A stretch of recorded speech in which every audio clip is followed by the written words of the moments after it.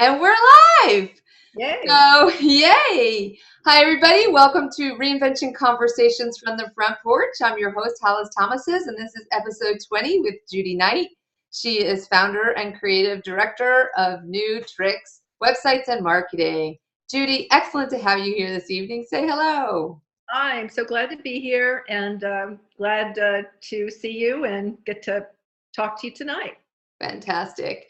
So Reinvention Works is the destination for all things related to reinvention.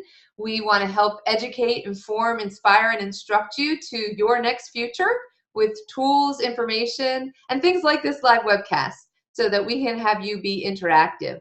So we're going to encourage you to tell us if you are joining us in a beverage this evening. We want to know. I am drinking a very fancy schmancy wine tonight. We had it open already. It's an Italian Barolo from the Piedmont region. So it's called Segasio. Let's see, Segasio Aldo e Riccardo. It's a 2004. It's actually still pretty young. I tasted it ahead of time so I could describe it to you. It's got a little bit of lead and graphite on the nose with some dark cherries. And then the taste is sort of tart, cassis, and has a really smoky, not very smoky, but a little smoky, but a very long finish. That's my wine. Enjoy. I salute you. That sounds lovely. Well, I am on day 30 of the Whole 30 diet. And so my drink is kale, apple, cucumber, and lemon. And I would say, has a rather grassy fragrance with undertones of clover and citrus. Actually, I've had a mix like that. It's very refreshing. I know. I was thinking it would be pretty good with vodka in it too. Well, if you go there, I'm not going to tell anybody. That's between you and me. So, Judy, thank you so much. And I'm really excited because you've reinvented yourself a number of times. And I would love to, while we talk, I'd love to hear about how each one has maybe been different from the other. But first, I'm going to give you an opportunity in about 5 minutes or less, I'm going to time you, to tell the audience about that journey of yours. And not just your recent reincarnation, but your multiple reincarnations. So I'm going to turn the floor over to you, Judy. Here you go. Let's see. Well, I'm a clinical psychologist because I always wanted to be a psychologist ever since I saw Lucy and Peanuts. And I thought, man, people get paid for, giving advice. I said, I think that's a good job for me. I was about 9.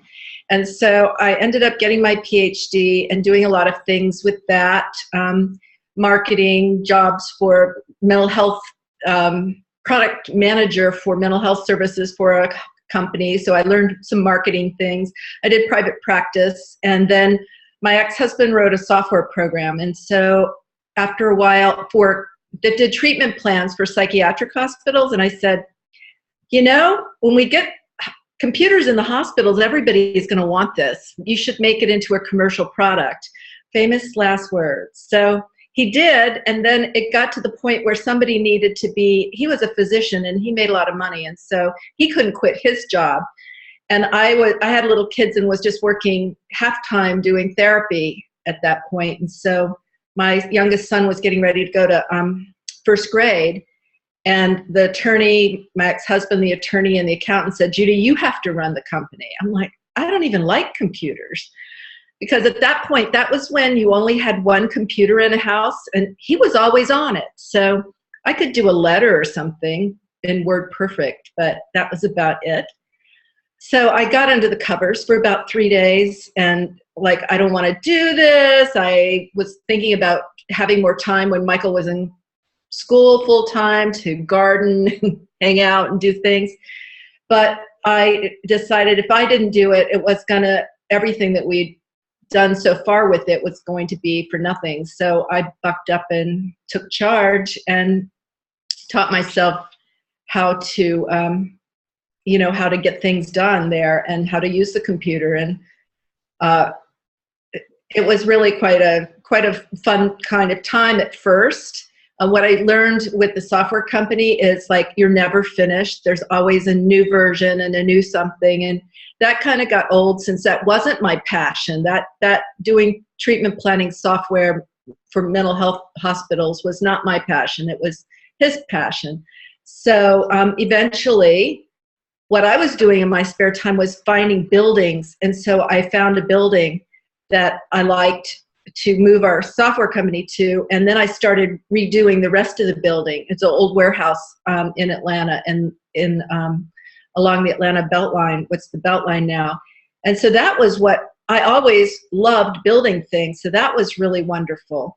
So we ended up, after 10 years, selling the software company. And then I didn't want to go back to being a psychologist because I didn't want to go back and sit in a little room with everybody for, where you couldn't be friends and that kind of thing. So I didn't know what I was going to do, but I knew I didn't want to go back to sitting in a little room. So I let my license go because all that time I'd kept my private practice, my license to be able to do therapy. And so I let it go, kind of like Cortez burning the ships. And so I didn't have it to fall back on. And I finished building some things, finished building this building, did a couple of other historic restorations of warehouse projects, getting bigger and bigger projects. But along came the time that I knew something was up with the building industry, those crazy loans and stuff. It was a couple of years before everything hit the fan, but I decided to sell everything I had and not build anything else. And I Googled my business name, which was JC Knight Properties at the time, and what came up was not my dog's blog on Dogster. I'm like, why did that happen? And somebody told me it was Dogster was a content management website, and they get really good search engine ranking. And what I loved was the fact that when he explained what a content management website was, is, oh my God, everybody's going to need that. Because I hated having a website and then my latest project was on the front page. What happens when I have another latest project? Where does that one go? How do you organize all these projects? How do you organize all your content? And so when I found out about content management websites, I chose WordPress, which was new at the time, very young, to learn how to do it for myself so that I could organize my stuff. And then I sold all my things, and I was in coffee shops. So I think my time ran out. But people kept asking me to do it for them because I would talk to people in a coffee shop. And so that's how I ended up being a web designer. Wow. Okay. Really quick. Like a lot of sort of serendipity. But I think there's a common theme I heard, and that was like your recognition of everyone's going to need that. And so what do you attribute that to? It's my superpower. It is. Even buying this building where I am right now, I knew that was going to be the next great place, because you could just tell, because all the great it was just on the fringe and there was nowhere else to go. And so I built my place in 98. Well, I bought this whole building in 98. And at the same time, this guy down at Georgia Tech was developing this concept of the Atlanta Beltline, 22 miles of track of a course, a trail that goes all the way around the city. And I knew when I bought this place, it was going to be a trail, but I didn't know he was like developing this concept, and it took off. It took 10 years, but now, I'm like in ground zero for this amazing renaissance of this whole area right in my backyard. So I do that is a superpower. And I think it's just because I pay attention and know, kind of what people need. So I don't know, it's served me well. And so do you, is it a little tingling? Is it a gut instinct? Like what's the voice in your head that you're listening to? Where is it coming from? When it hits, I just know it. It's just a knowing. It's like there's absolutely no question that this is when I looked for this building, I looked for 8 months. And I looked at some strange places. I looked at some great places, but they just weren't right. And when I found this one, it was the perfect thing. And when, in both cases, when I found out about the content management websites, I knew I wanted it. And so it was something that I knew I wanted and that I felt like I was, the target market. And then I just sat in coffee shops afterwards helping people with their websites and talking to them, and people would overhear me and ask me to help them with it. I'm like, I don't have a card. They said, well, I want to work with you. I said, I don't have a business.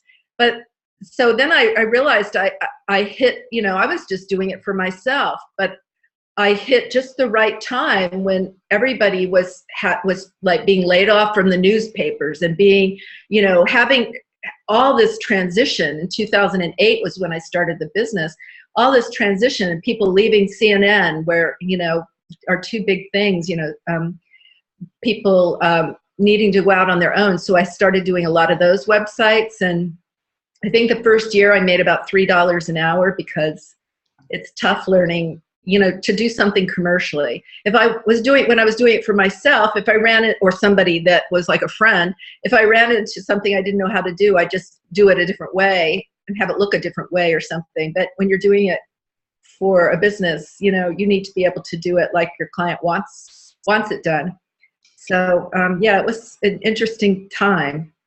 And a number of things that you did, they were all pretty radically different than the things that you were doing. And although you talked about like not wanting to get out of bed for a couple of days, that seemed more out of dread than, say, fear. And nowhere in this conversation yet have you mentioned it, that all this pivoting and changing made you fearful. Did it? No, it wasn't.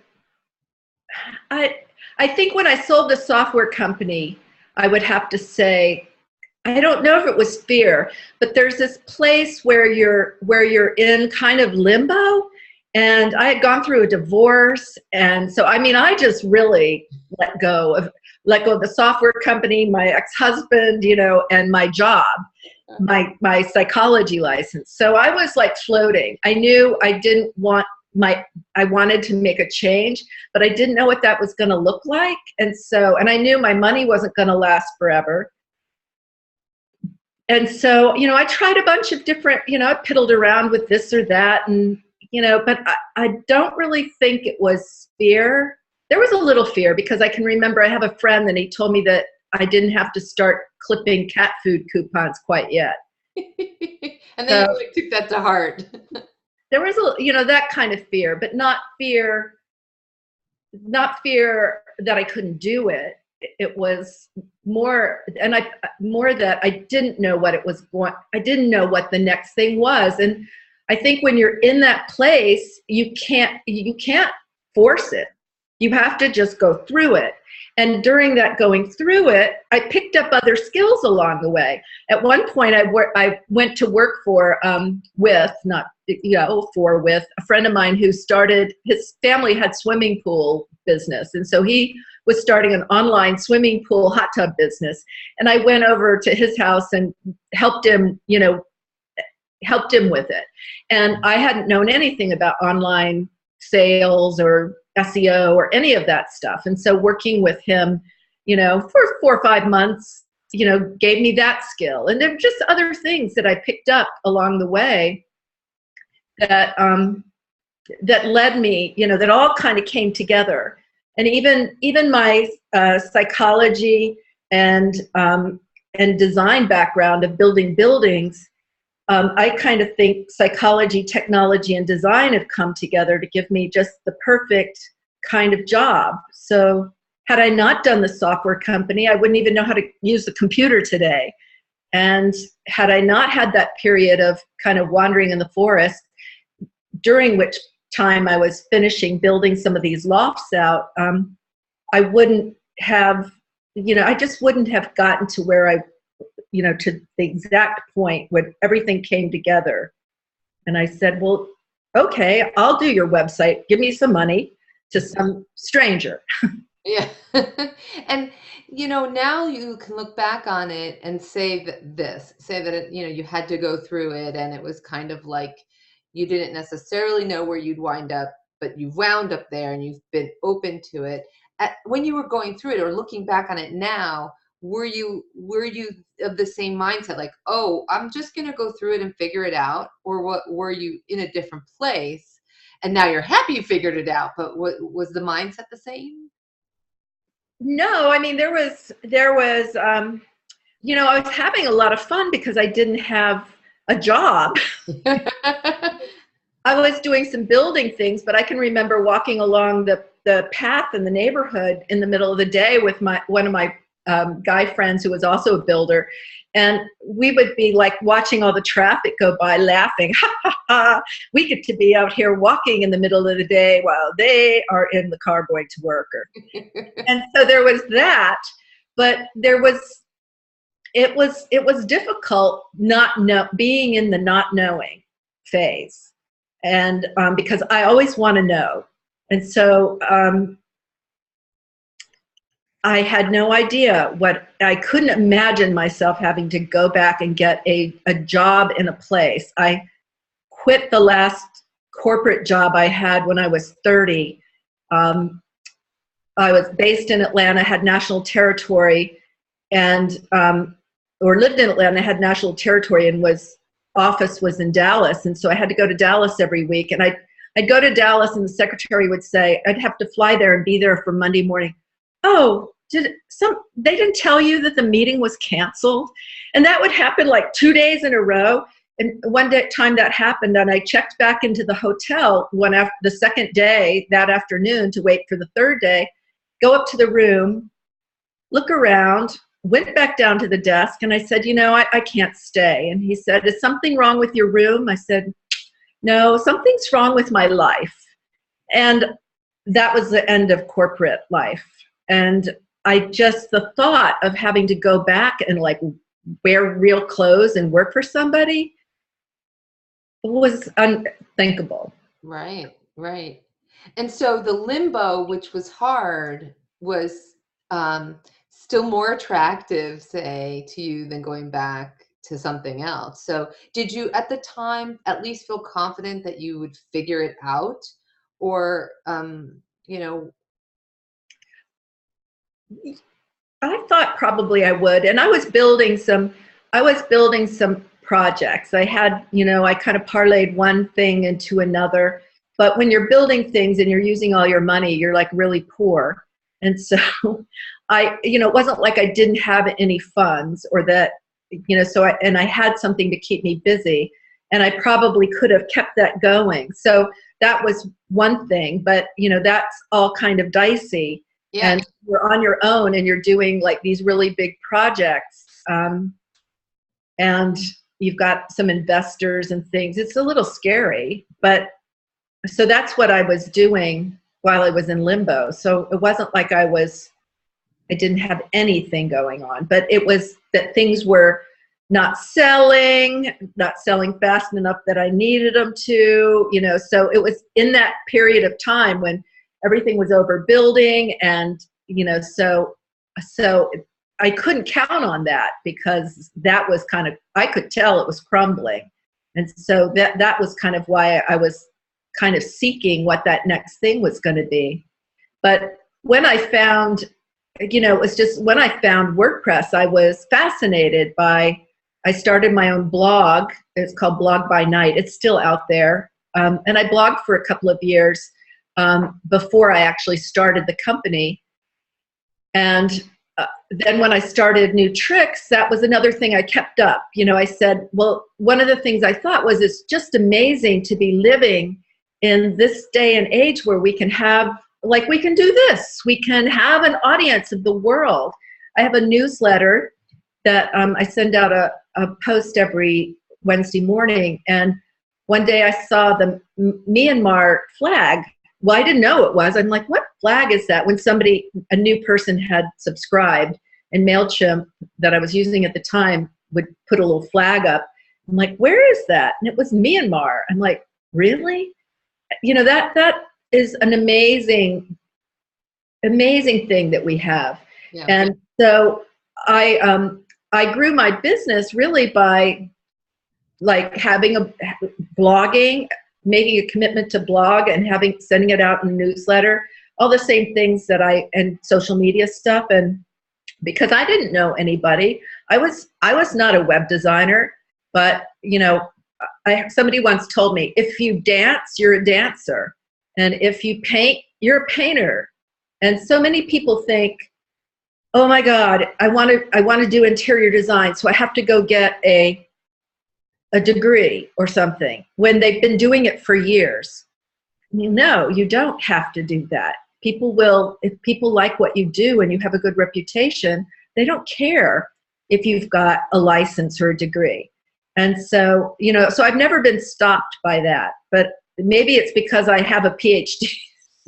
I'm over degreed. So I've never been like, I see a lot of people who who even haven't gone to college, who then always have that chip on their shoulder that they don't have that, when I think that's what stops them rather than not having the degree. Right. That's actually a really great, you know, kind of piece of advice for people who are right now in the same, perhaps, limbo feeling that you were. I'm wondering if you can recall that time and have any other pieces of advice for people in limbo. Well, yeah, I have a friend right now who she's actually a sex therapist, and she's just brilliant, but she hadn't ever worked in that area. She'd studied and done, you know, whatever, but hadn't ever really gotten off the ground. So she moved back to Atlanta and she worked for me a little bit. And I taught her how to do things like webinars and blog posts and stuff. She learned some skills in my office doing things with me. And then, you know, I told her, you've got to go off and do your own business instead of working on my business. So I helped her get a website together, and then wanted her to start writing so she'd start getting clients. But people don't really see that that's a direct, like, they don't have enough faith and commitment to do that, to start building an audience. And so, you know, she'd write one blog post or two blog posts and maybe have one or two clients, but not really doing her business. So I wrote about this today on my blog, because maybe a couple of months ago, maybe a month and a half ago, another friend of mine on Facebook was putting together a conference called Sex Down South in Atlanta. And I said, wow, that's a great combo. Carol Sue should go put an application in to speak. And so I sent it to her, not thinking, oh, this is probably another thing she's not going to do because, you know, fear, whatever, stopping her. And the next thing I know, she has applied, she's gotten accepted, she started writing, she wrote her talk out, she gave it to me. I said, you've got to go do this for a group before you give it at the conference, which is this week. And she got 25 people together to do her, like, her coming out party, she called it, her practice seminar.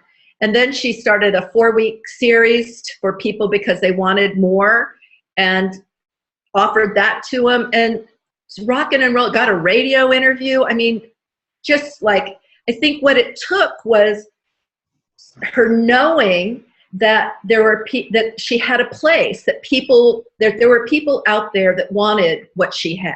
Mm-hmm. And that was her pivotal point that triggered her to just get it, that, oh, everybody's going to want this. Mm-hmm. You know? The same thing that I had seen. I knew everybody wanted what she has, but she didn't. And I think it's a thing. I don't know.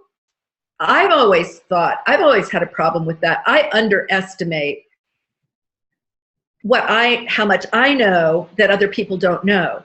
And, you know, I forget that my psychology background comes out in lots of ways. I think, well, this is just normal. But, you know, the take on a certain thing isn't normal. And so that stopped me a lot from writing early on, because I thought it was, you know, just who would care? Right, right.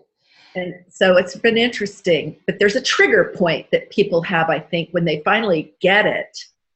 Right. It's almost like it's spontaneous. There's signals, but it gels, spontaneous gelling.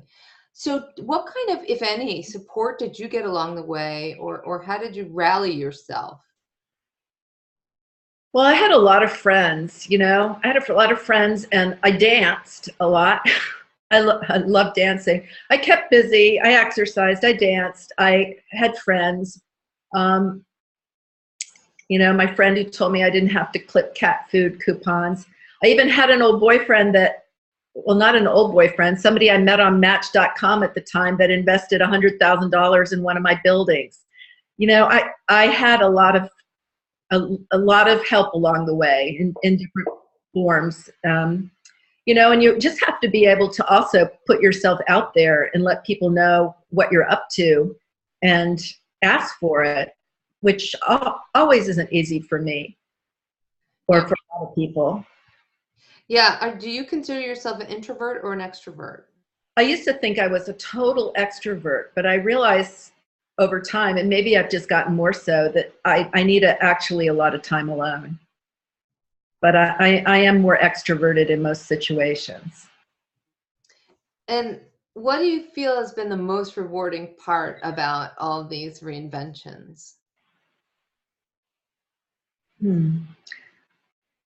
Well, I think for me, I could have never been a person that stayed in one job for 40 years. I mean, even if I was still a psychologist, it would look really different over time. So I think just having that variety, but to be where I am now, I've got such a great situation. My 27-year-old son has worked with me in this business for 4 years now. And when he got out of college with a degree in audio technology and production, he was doing some, they don't let interns like touch the controls for CeeLo when they're recording or something. So he would work on people's websites while he was waiting to go get coffee and such. And my battery on my laptop this must not be on hang on just a second. And it's perfect timing because here we are. We are at 9 o'clock. Well, there you go. I need to go plug it in. I thought it was plugged in, but the power strip's not plugged in. But anyway, I love that my son works with me. That's a nice part of this all, right? It may not have been the case otherwise. So why don't we take a breather from our conversation and Okay, cool. and to try to keep things on pace. I'll open the floor up for Q&A and see if anybody has any questions. And so we'll just wait to see if they type up anything. It might take them a second or two. I don't know about everybody else. I almost type as fast as I talk from years and years of instant messaging. But I know other people are not as swift. Folks, and I'm going to plug in my... Okay, you do that. And if you have a question for Judy, type it into the Q&A box. Just find the little icon at the bottom of your screen or the side of your screen. Click on it and type it in. And I will be sure to read it off to Judy once she returns with her power cord. And hey, this is what happens when things are live. I have had the power go out. I have lost control as a host. I have had my cat come on. I muted myself on my first webinar. Yeah. Logged in as a participant. So you never know. I just roll with it. Like one of the things about getting older that's good is you're just chilling out. Besides, I got my wine. So you're good. Let's see. I don't see any questions. Oh, there's a question, and I was going to say I've got some extra for you, but let's see what we've got from the audience. You say that you can't see yourself in the same job for a long time. So how long do you think you'll do this job? I'm glad it evoked a laugh.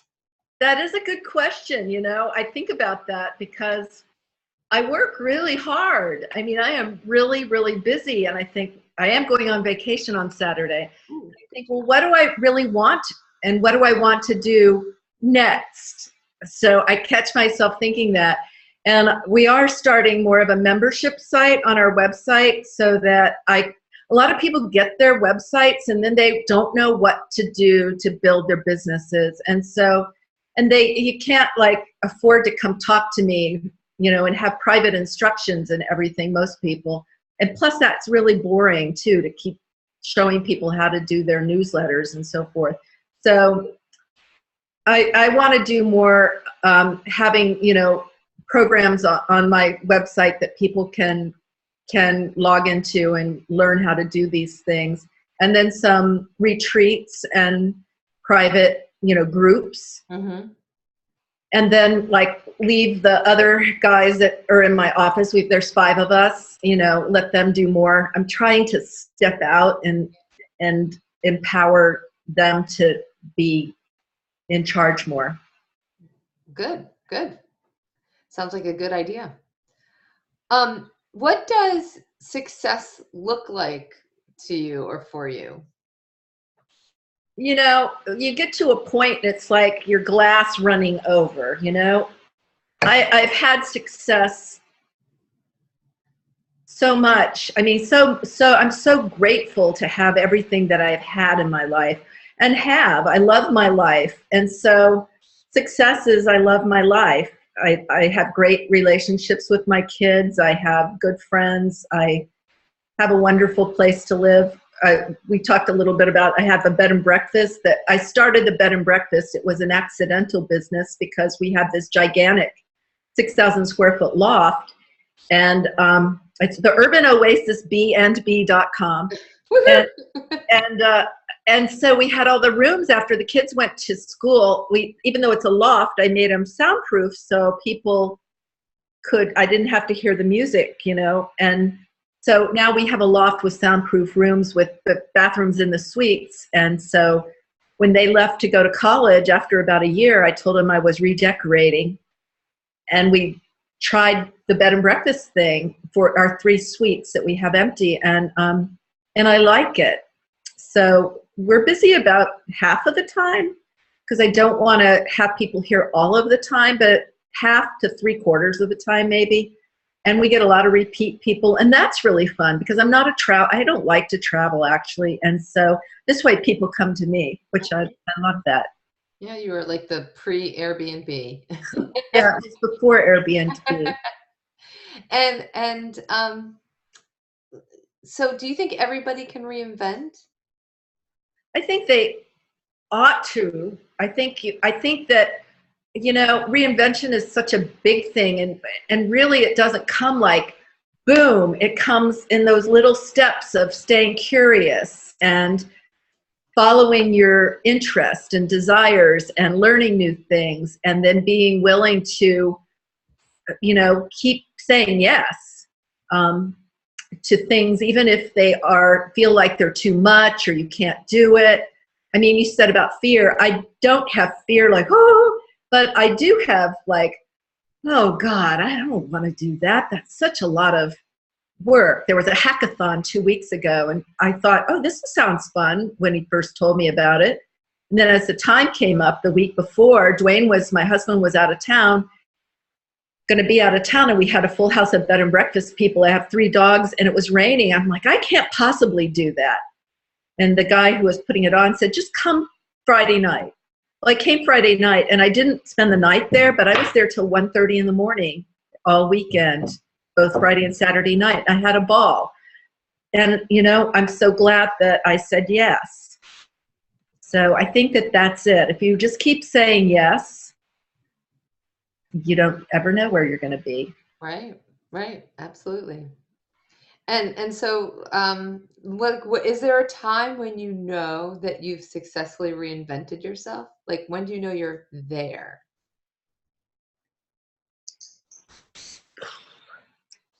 Well, I knew I was there when I was dying to know more people that did WordPress. Back in the day, I didn't know anybody, and I found out there was a thing called WordCamp, which now I'm one of the organizers of the one in Atlanta for the last 4 years. But there was a WordCamp in Miami, in New Orleans, and I thought, oh, sheesh, I'm going to be the oldest person and the only woman. It's going to be all these young guys, but I don't care. I'm going anyway. And so I went there, and I had actually done more WordPress websites. There were about 80 people, which is very small for a WordCamp. This was a long, long time ago. And I had done more websites, WordPress websites, than almost anybody there, except the people that work for Automatic that owns WordPress.com. Mm-hmm. And so, and it was very, there were all sorts of people there. There were the young geeks, and there were all sorts of people, all ages, all sexes, all walks of life. And so, I don't know, that was kind of, to me, okay, this is going to work out. So you had something concrete to really, recognize that you were there, you had arrived, and that you had... I hadn't arrived yet, but I knew that nobody was going to laugh me out of town. And I came back to Atlanta, and I found a little meetup that was across town, and it had like 5 people in a coffee shop, and it was too noisy to hear yourself talk. It was like terrible that there was all this great information I wanted, and you couldn't hear anybody talk.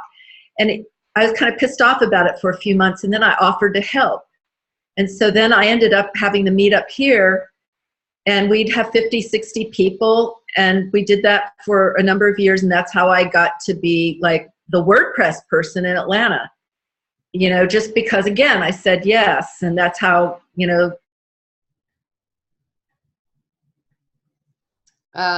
see, this is live, and I think that Judy, can you hear us? Because you froze, and then your voice is gone. And I don't know if we've lost Judy or not, folks, but it's about time that we wrap this up anyway, so I apologize, but hopefully you got a lot out of Judy's story. And if there are any remaining questions, you can just send them my way. So I'm just going to flip over now. There's Judy. Can you hear us, Judy? I can hear you. I don't know what happened. We lost you, but I just filled the air, just like, the news anchors who have some guy streak through the set.